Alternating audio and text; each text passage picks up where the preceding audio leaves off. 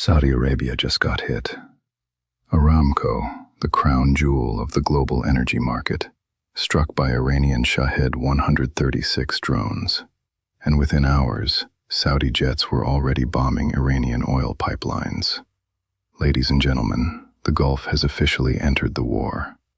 And what's unfolding right now is something most analysts didn't expect for weeks. Let me break it all down. Hit subscribe right now if you want the truth without the corporate filter. We cover what they won't, every single day. Turn on notifications so you never miss when we expose the next major story. Do it now. Here's the sequence.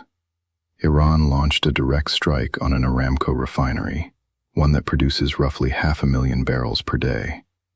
The explosion is still burning. Emergency crews can't contain it.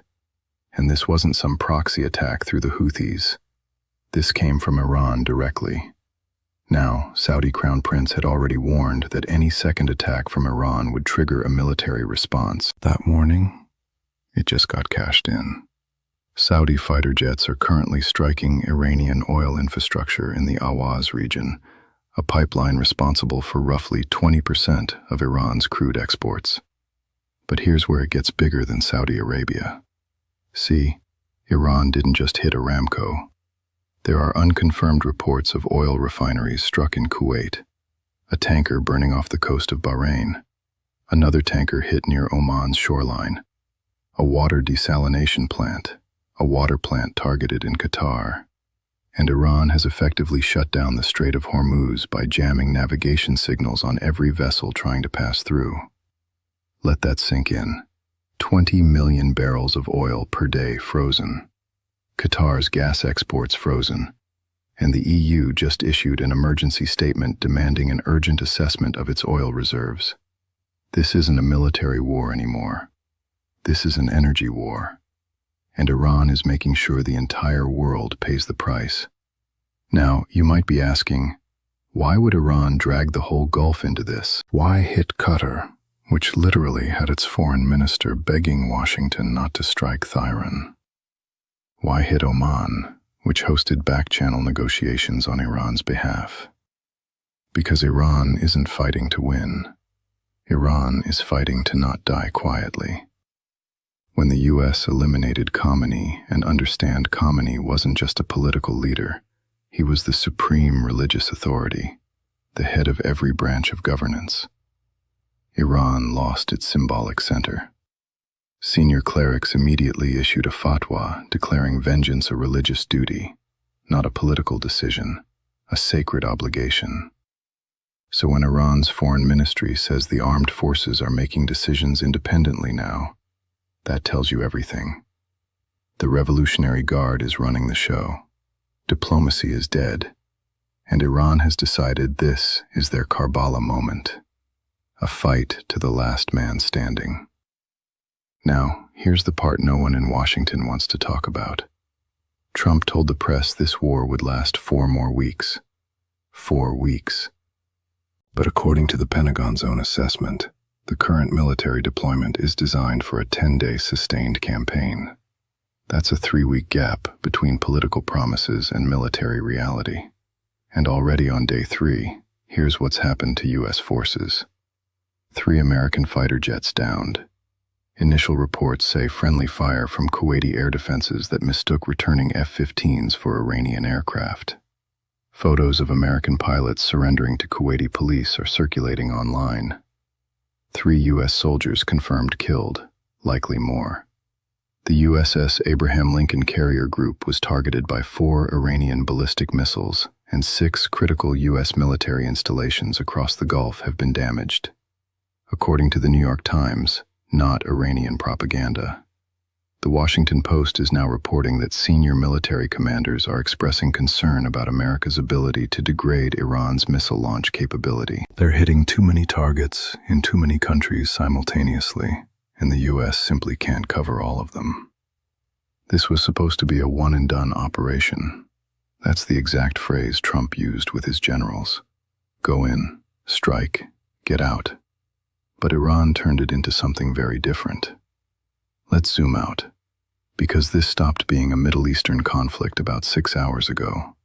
Britain has officially declared war on Iran after Iranian strikes hit British bases in Cyprus. RAF Typhoon fighters are already deployed. France is moving the aircraft carrier Charles de Gaulle toward the eastern Mediterranean. And the French foreign minister just said Paris is prepared to enter the war in defense of Gulf allies. That's 3 nuclear-armed NATO nations now actively engaged against Iran. 3. And Jordan just partially closed its airspace. Iraq shut theirs down for 48 hours. Over 2,000 commercial flights canceled across 7 Gulf airports. Fly Dubai suspended operations until Tuesday. The EU is scrambling to figure out where its energy is going to come from now that both Russian pipelines and Gulf shipping lanes are compromised. Oil just touched $79 and climbing. Gold spiked to $5,400 an ounce.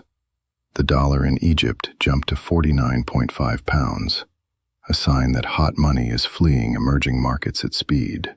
And we're on day 3. Here's what most coverage is missing. Iran knows it can't win this war militarily. The math doesn't work.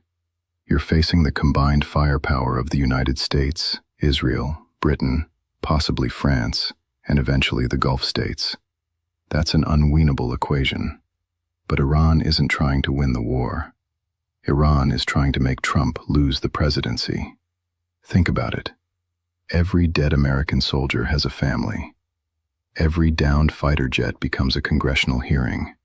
Every burning oil tanker becomes a gas price spike that American voters feel at the pump. Trump built his brand on no foreign wars. He mocked Biden and Obama over Afghanistan. And now, under his watch, American pilots are ejecting over Kuwait, and carrier groups are taking ballistic missile hits. The Democratic Party doesn't even need to campaign. The footage does it for them. CNN, which Trump has personally attacked, insulted, even called the anchor ugly on live television, is going to run every single casualty story on a loop. And when midterm elections come, Trump loses his congressional majority. And a president without Congress is a president without power. Iran knows this. That's the real strategy, not military victory, political exhaustion. Now, here's an angle nobody's covering. Trump just said publicly that he doesn't want Gulf states to formally enter the war. Why? Because every country that joins expands the battlefield. And an expanded battlefield means a longer war, more casualties, more political damage. Trump wants this contained, even though Iran is making that impossible. But here's the Gulf's problem. Saudi Arabia just had Aramco hit. Qatar's Hamad International Airport was targeted. And by the way, you won't find that story on Al Jazeera. It's coming from CNN's direct reporting. Bahrain has a tower burning. The UAE intercepted over 540 drones and 165 ballistic missiles in a single cycle. Kuwait's airspace is compromised. These countries are already in the war. The only question is whether they announce it formally. And the reason they're hesitating, they don't trust that America will stay. They remember 2019 when Aramco got hit and Trump's response was, "How much will you pay us?" They remember Afghanistan. They remember the Kurds. The Gulf states are calculating something very specific. What happens the day after? Because if Iran's regime falls and a new government emerges, the first thing it'll say is, "You helped destroy us." And if Iran's regime doesn't fall, then the Gulf is exposed with no American guarantee.